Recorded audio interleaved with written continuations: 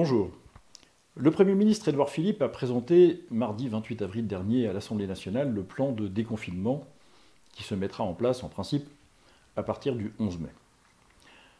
On a vu un Premier ministre à la tâche, visiblement investi de sa fonction, très humble devant les circonstances dont beaucoup lui échappent et à qui cela n'échapperait-il pas.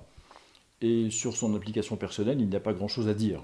Il y a beaucoup de choses à dire sur les mesures qu'il a présentées, mais je voudrais me concentrer sur un point en particulier qui est le grand manque de ce discours.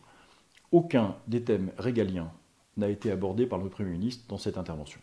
Rien sur l'immigration, rien sur la violence, rien sur l'insécurité, rien sur la défense, rien sur des choses qui pourtant, et des difficultés qui pourtant traversent la société française tous les jours, ainsi que chacune d'entre vous peut s'en rendre compte. Il y a malheureusement pour nous une exception.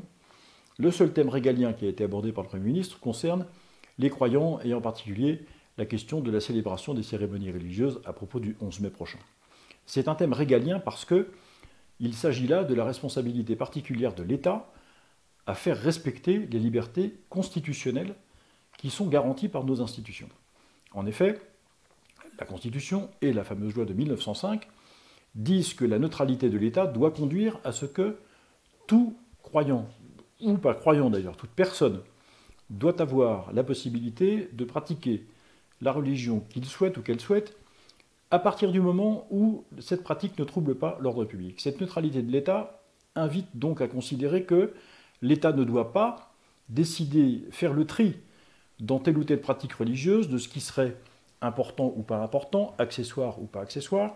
L'État ne doit pas trier entre les pratiques religieuses, considérant que certaines d'entre elles seraient plus dangereuses que d'autres, et il n'appartient pas à l'État de décider des modalités selon lesquelles les cultes devraient fonctionner et proposer leurs cérémonies à leurs fidèles. Le Premier ministre a outrepassé cette exigence de neutralité en considérant, de manière implicite, que finalement, on pouvait suspendre cette liberté de culte quelques jours supplémentaires en nous réservant un double traitement de défaveur. En nous réservant, je parle des Français, pas simplement des croyants. Premièrement, le fait que cette interdiction soit maintenue invite à considérer qu'on fait assez peu confiance dans les communautés de croyants, dans leur capacité à organiser de manière sanitairement sûre les offices auxquels ils pourraient se rendre. On fait confiance aux entreprises, aux écoles, aux enseignants, aux collectivités locales, aux responsables de musées, aux commerçants. Toutes ces personnes ont été mentionnées par le Premier ministre et on leur dit, puisque ce que vous faites est important, eh bien nous savons que vous saurez organiser votre activité de manière qui soit sanitairement sécurisée. Je veux dire au Premier ministre que les croyants de toutes les confessions sont parfaitement capables d'organiser eux aussi la célébration de leur cérémonie d'une manière qui soit parfaitement sécurisée sur le plan sanitaire. D'ailleurs, les communautés religieuses et leurs institutions ont fait dans ce sens des propositions concrètes au gouvernement que visiblement il n'a même pas voulu regarder. La deuxième chose, le deuxième traitement de défaveur qui nous est réservé, c'est une idée fausse de ce qu'est la pratique religieuse. Cette idée que finalement, d'abord, ça ne serait pas un besoin essentiel. Je reste frappé par le fait que dans les autorisations de sortie que nous devons remplir quand nous quittons notre domicile, un des motifs prévus est la satisfaction des besoins des animaux de compagnie. Je n'ai rien contre la satisfaction des besoins des animaux de compagnie. Mais je me dis que peut-être la satisfaction des besoins de l'âme humaine pourrait être aussi un motif tout à fait pertinent pour pouvoir quitter son domicile et participer à des offices religieux. Il y a derrière cette volonté l'idée que la pratique religieuse peut se réduire, par essence, pas simplement de circonstances, mais par essence, peut se réduire à la méditation privée qu'on pourrait pratiquer au fond de son jardin, dans sa salle à manger, sur la plage, dans sa voiture, ou n'importe où, et que finalement, il y a une espèce d'artifice à vouloir à tout prix que les croyants se réunissent dans des lieux identifiés et puissent pratiquer à plusieurs.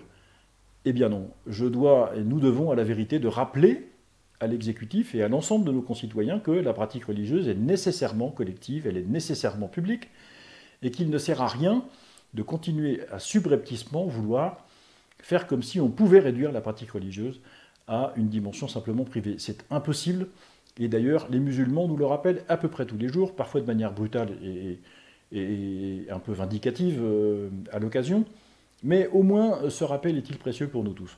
Donc, devant cette interdiction, je remercie d'ailleurs tous ceux qui soient des clercs ou des laïcs, qui soient responsables ou non, croyants ou pas, qui ont réagi à cette nouvelle interdiction et à ce traitement de défaveur est réservé aux croyants par le gouvernement, le Parti chrétien-démocrate se réserve le droit d'aller devant les instances judiciaires pour attaquer cette décision gouvernementale.